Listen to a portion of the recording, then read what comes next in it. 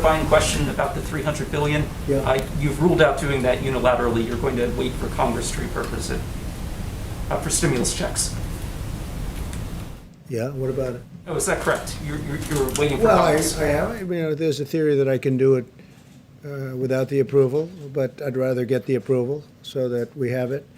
But there's a theory I could take the $300 billion. It's money that we have, money that we built up, and money that we haven't spent, and I would love to give it to the American people as a very powerful stimulus. So, yeah, I think there is a theory that I could do it without having to go back, but I think it would be appropriate to go back, and I would ask Congress to approve it. It's a very simple approval. It's literally a one-sentence approval, and the Democrats should do that. The Republicans will do that. They'd be glad to do that. So we'll see whether or not they do it. Okay? Please, in the back. Yes, Mr. President, our editor-in-chief, John Solomon, had an exclusive interview with the head of the Delaware Fraternal Order of Police chapter.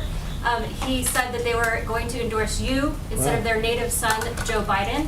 I'd like your response, as well as the National Organization of the Fraternal Order of Police is endorsing you as well.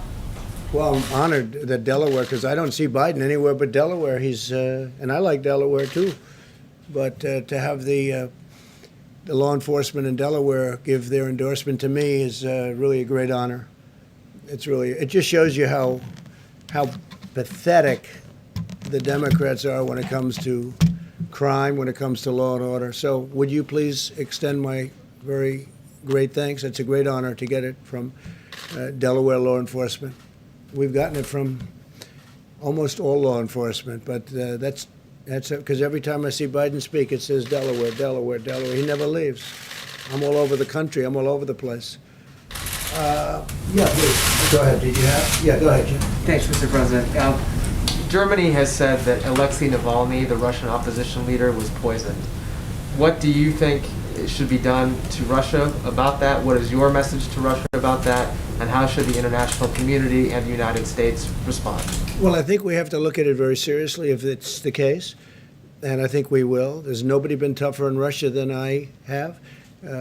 We get along. I get along with almost all countries. I get along with North Korea. Remember, we were supposed to be going to war with North Korea. If Hillary got elected, you'd be at war right now with North Korea.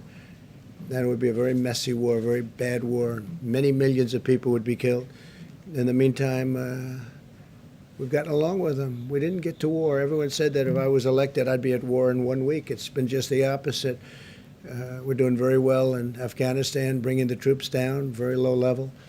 And other things are happening very interestingly. We have a great peace deal going on in the Middle East, actually, with UAE and Israel, and that's been received like probably very few things that many people have done. It's been very well received.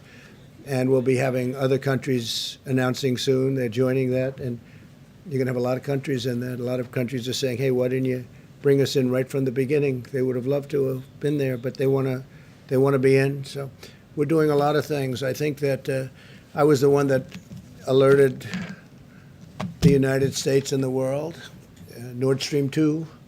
I said, why is Germany spending billions and billions of dollars to Russia to get their energy from Russia, and then we're supposed to protect Germany from Russia? What's that all about? And the sanctions and everything else. At the same time with Russia, we're right now negotiating a nuclear non-proliferation treaty, which is very important. It's a very important thing. To me, it's the most important thing. Some people say global warming. I don't. I say this is far more important. And we are the biggest. They are the second biggest, nuclear-wise. China's third. They're actually a distant third, but they're building pretty rapidly. And at some point, we'll include China into those talks. But we're doing very well with Russia on nuclear non-proliferation. So I don't know exactly what happened. I think it's tragic. It's terrible. It shouldn't happen. We haven't had any proof yet, but I will take a look. It is interesting that everybody's always mentioning Russia. And I don't mind you mentioning Russia, but I think probably China at this point is a nation that you should be talking about much more so than Russia, because the things that China is doing are far worse. If you take a look at what's happening with the world. Look at what happened with the China virus. Look at what they did by not keeping that within the confines of China. They should have kept it in the confines of China. Look what they've done to 188 countries all over the world. But you never ask about China. You're always asking about Russia. So I would be very angry if that's the case. And we'll take a look at the numbers and the documents, because we're going to be sent a lot of documents over the next few days. Mr. President? Mr. President. Please, Rebecca. Thank you, Mr. President. During the conventions, During the conventions, Kimberly and Don Jr.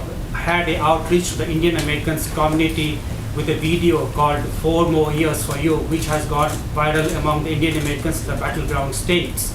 So my question is, would Kimberly, Don Jr. and Ivanka Trump, who are very popular among Indian Americans, would be campaigning on your behalf among the Indian Americans with your views on India-US relationship? Well, I didn't understand everything you said. I know India, and I understood those young people that you mentioned. They're very good young people. And I know their relationship to India is very good, and so is mine. And Prime Minister Modi is a friend of mine, and he's doing a very good job. Nothing easy, but he's doing a very good job. We're talking, while we're at it, we're talking about China and India. Going at it pretty good on the border, as you know. It's been very nasty. It's been a very nasty situation. And we stand ready to help with respect to China and India. If we can do anything, we would love to get involved and help. And we are talking to both countries about that. But I appreciate your nice sentiments. They think a lot of India, and so do I, and I think a lot of your Prime Minister. Thank you. So my question was about Indian Americans. Do you think they are voting for you? Are they supporting you? I do. We had an event in Houston, as you know, and it was a fantastic event. I was invited by Prime Minister Modi, and this was this was at where they play football, the Houston football team. And it was incredible. It was actually incredible. And the Prime Minister could not have been more generous. We have great support from India. We have great support from Prime Minister Modi. And I would think that the people, Indian people, would be voting for Trump. I also, as you know, went to India just prior to the pandemic setting in, because India's been hit very hard. Left really about a week before that. And we had an incredible time. What we saw, the people are so incredible. It's really an incredible place, an incredible country, and it's definitely big.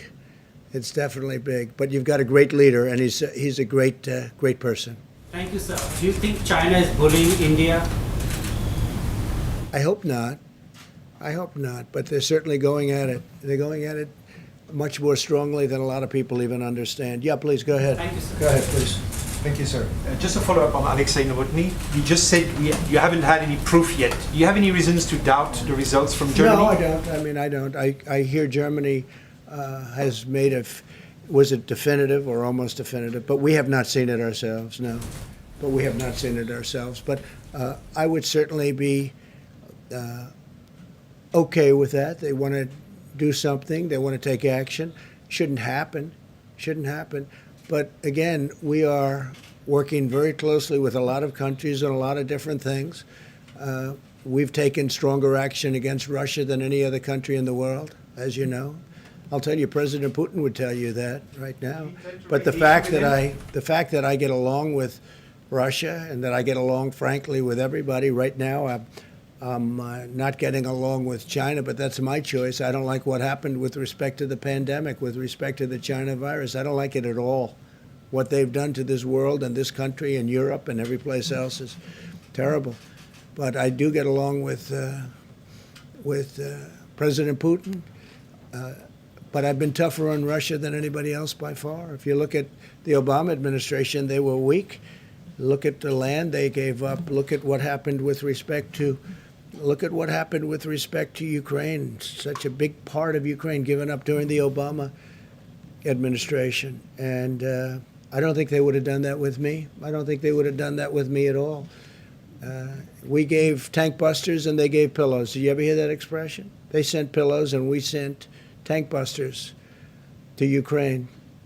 So But with that being said, if we can do a nuclear non-proliferation agreement, that would be a great thing. No, but I would not be at all happy if that were the case. And it looks like it might very well be the case. I mean, based on what Germany is saying, that seems to be the case. John? Mr. President, I just want to ask you about something you said a while back that's been talked about many, many times. Back in 2015, you said that you didn't think John McCain was a hero, that you prefer people who don't get captured. In light of all that's happened since then and all you've learned, do you regret saying that? Is it something you wish you had not said? I say what I say, and I never got along with John McCain. I disagreed with John McCain. You know that better than anybody, frankly. I wasn't a fan. I disagreed with many of his views. I disagreed with his views on these ridiculous, endless wars. I disagreed with the way he handled the vets, the VA. The VA is running much better now, and we did with the Mission Act and the accountability and all the things we've done for the VA. He was not able to do that, but I disagreed with John McCain on a lot of things. That doesn't mean I don't respect him. I respected him, but I really disagreed with him on a lot of things, and I think I was right. I think time has proven me right to a large extent. But on this notion of Yeah, preferring please go people ahead. who aren't captured, do you? Thank you, Mr. President. Earlier in the statement that you read before questions, you spoke about how you believe that we're, as you put it, rounding the corner on the coronavirus I do pandemic. believe that, yeah. And you said that yesterday as well, and I think everybody would love to see the pandemic come to an end. There's no doubt about that. But I wanted to ask you about a forecast that has come out from the IHME at the University of Washington. And they are forecasting by January the 1st of next year that we'll have 410,000 American deaths from coronavirus, which is 225,000 from where we are right now. So can you explain how you see us rounding the corner based upon that projection? If I didn't close up our country, if I didn't stop China, highly infected, from coming in, if I didn't stop Europe from coming in far sooner than anybody else, including Dr. Fauci and others, wanted to, and Dr. Fauci was very nice. He said President Trump made a great decision. We would have far more than that. But maybe even more importantly, if I didn't close up, we would have, instead of the number that you mentioned or whatever it may be, we're about 180, we would have perhaps 1.5 or 2 million deaths right now if I went a different direction, which some people wanted me to do, and I decided not to do it. We'd have 2 million deaths. Now, a lot of countries don't report their deaths. Obviously, China's not reporting because they had far more than we did. China had far more deaths than we did, in my opinion. It's just my opinion. But they don't report their deaths, or they don't report them accurately. And I don't want to embarrass other countries, but I can tell you there are other countries where the death toll is far higher than the United States, but they don't report deaths. We report it to a level that nobody reports it. We also do testing in cases. I watch your broadcasts and I read your information, your media outlets very, very carefully, and I look at the word cases. And the reason, I say it 100 times, nobody wants to pick it up, but we do testing at a level that nobody ever dreamed possible. We have the best tests, and we have by far the most tests. Actually, India, as per your question before, India is number 2, and they've done a good job, but they're about 40 million tests behind us, and they're a country of 1.5 billion people. Now, because of all these tests, we have far more cases. If we cut our cases in half, if we cut our testing in half, we'd probably have about half the number of cases. If we cut it down to levels, there are some countries that don't test. They test when somebody walks into a hospital. That's the test you get. They walk into a hospital, they're sick, that's your test. We have tested more and better, and you just see where we now have millions of tests coming in from a certain company that's done a fantastic job, and it's going to be anywhere from 5 minutes to 15 minutes on the spot, very accurate test. But if we had much less testing, no testing, you wouldn't be reporting cases. But you saw this, I don't want to go over the statistics, you all wrote it down, but you see how we're doing compared to the rest of the world, and if you took out New York, which has been a tragic situation, with the amount of people that died in New York. You can't just simply take out a major state in the U.S. It's still a part of the United States, New York is. No, I'm just You saying. can't just take it out of the equation. I'm just saying, New York has been in particular run, whether it's badly, incompetently, or whether it's unfortunate. And I appreciated Governor Cuomo saying that I've done a phenomenal job. And he said very good things. He said bad things too, later on when he had no really other choice. But if you took out New York from those numbers, you can multiply our tremendous success by a lot. But look, the bottom line is that the job we've done on COVID-19 or the China virus, China plague, call it whatever you want, there are a lot of different names, but it's been incredible. We've also helped a lot of other countries, especially with ventilators, because we are now, we build ventilators at a level that nobody ever thought possible. So So you don't see that forecast being accurate, the one that I cited to you? yeah, but you didn't hear me. If we didn't do what I said, we would be at 2 million deaths right But now. taking that into account, it's just going forward. No, they're not taking that into account. I had a choice to make. If we made the wrong choice, the number that you have, which is less than other countries, but the other countries don't report deaths. They don't report them to the extent, and they're not accurate. You know that, and so do I. Because you take a look at some of the things happening in certain other very large countries. First of all, we're a very large country. But you take a look at things happening with respect to the reporting of deaths in other countries, and I say, give me a break. So it's been amazing. But we made some moves at the beginning.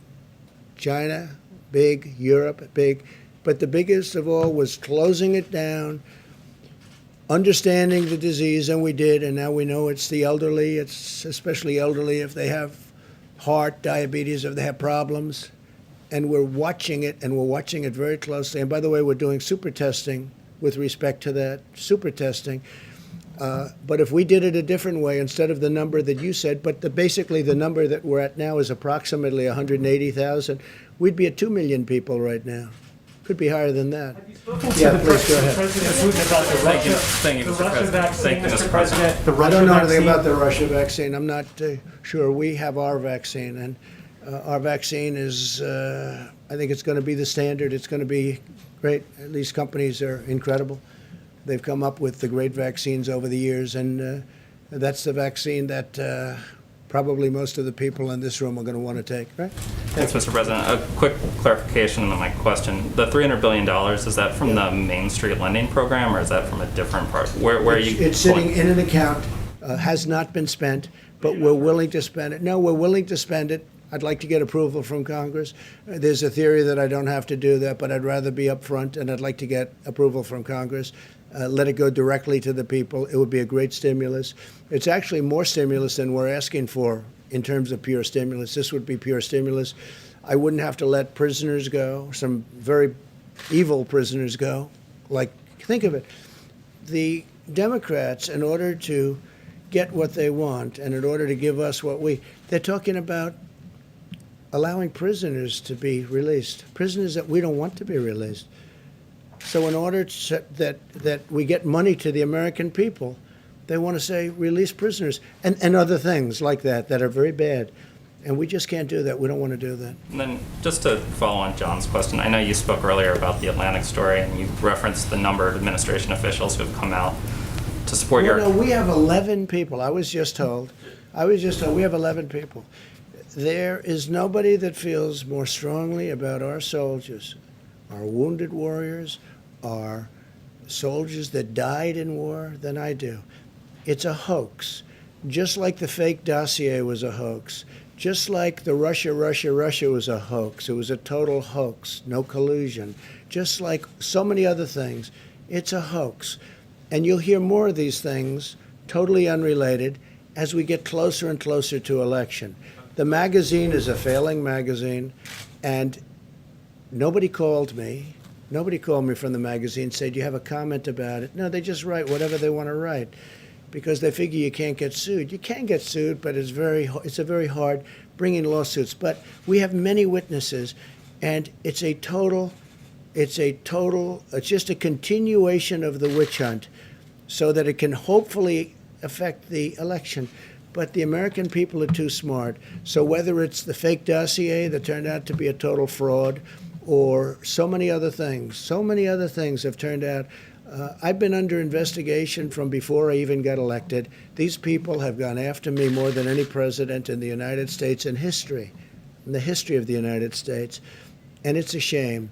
It's a shame. And despite that, we've done more in the first 3.5 years than any administration. There's been no administration that's done more. When you add it all up, there's been no, despite all of the horrible political games that have been played, but there's nobody that's been able to do what I've done, and that includes the Great Mission Act, because what Obama passed was a joke. It was a joke, and we took it to a level that nobody thought possible, and that includes accountability. So it's a disgrace that somebody's allowed to write things like that. It could have been, a lot of times the sources aren't sources that don't exist, and sometimes the sources are just people that are disgruntled former so-called employees. Well, my question is sort of about that. I mean, the notable voice that's been missing from the denials is your former chief of staff, John Kelly, who was obviously intimately involved in this. How are we supposed to read the fact that John here's Kelly the thing. hasn't? I know John Kelly. He was with me, didn't do a good job, had no temperament, and ultimately he was petered out. He was exhausted. This man was totally exhausted. He wasn't even able to function in the last number of months. He was not able to function. He was sort of a tough guy. By the time he got eaten up in this world, it's a different world than he was used to, he was unable to function. And I told him, John, you're going to have to go. Please give me a letter of resignation. And we did that. And now he goes out and badmouths. Now, there are people that are jealous. There are people that are upset that they're not here anymore. There are people that we've done an incredible job. The virus came in, and now we're doing an incredible job again. We're going to build it up bigger than it was before the virus came in. But I don't know that it was him. I haven't seen that. I mean, I see anonymous, but it could have been a guy like a John Kelly. Because he was, just so you understand, he was a very, you look at some of his news conferences, what happened to him. He got eaten alive. He was unable to handle the pressure of this job. This job was a tough job. Mark Meadows doing a great job. But Kelly was unable to do that. And as far as that day, I mean, we have so much proof as to going to I went to Paris and the environs, and I was all set to go. They had a rainstorm, the likes of which you've rarely seen. The fog was so great. It was as dense as I've ever seen, and I almost knew that you couldn't use the helicopter. And because they had to drive through, I guess, certain parts of Paris, the Secret Service, who, by the way, we have people here that were on the trip. They're writing a report, unable to even think about it. And I said, nope, I want to go. I insist on going. It would have taken us forever. The Paris police said, please, you can't do this. They'd have to shut down various parts of Paris. And it just was not a possible situation. The helicopter would have been very quick. They had the helicopter all set, but the helicopter could never fly in that kind of weather. So, and that turned out, and that's all documented, by the way. We have all of the information from, and probably will release that information. But I think it's a shame when a second-rate magazine, I don't read it. I know very little about this magazine, but when a second-rate magazine can write things like that about somebody that's done so much for the military, can write things like that and get away with it, where you actually ask questions on it, it's a disgrace. And you ought to be ashamed of yourself. And let me just tell you, I watched the interview with Sleepy Joe Biden, and he didn't ask questions. You didn't ask questions like that. Read the questions you asked. They were like meant for a child. Those questions were meant for a child. Smiles on faces of reporters, not like you and you. There were smiles on the reporters. What do you think? Take a look at those questions that they asked him. They were not meant for a grown-up. They were meant for a child. So I just want to tell you, it's a disgrace, because you look at what I've done for the United States military. I love those people. I've gotten them pay raises when they didn't get anything near what I've been able to do. And I've rebuilt $2.5 trillion. I've rebuilt the United States military. Now we're including Space Force. Nobody's done more for them. And then when I have to have a report read like that from a third-rate magazine that's not going to be in business much longer, I look at that and I think it's a disgrace.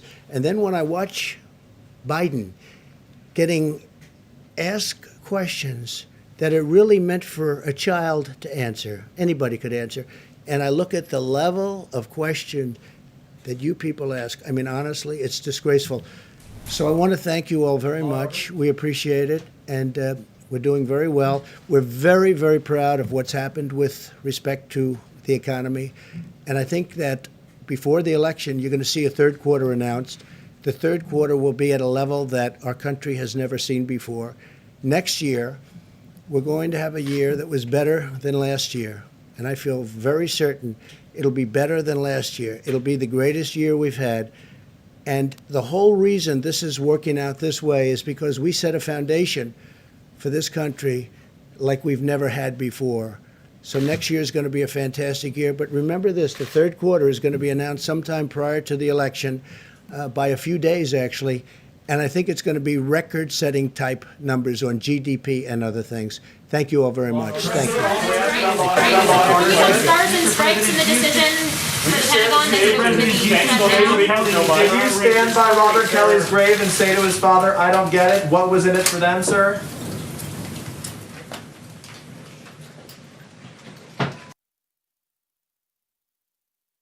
All right, folks. So Patriots wanted to know exactly what those reporters were yelling at President Trump as he leaves the podium and he goes back to the Oval Office to work for the American people. So you just wanted to let you guys know exactly what those nasty, nasty people were saying to President Trump as he walks away.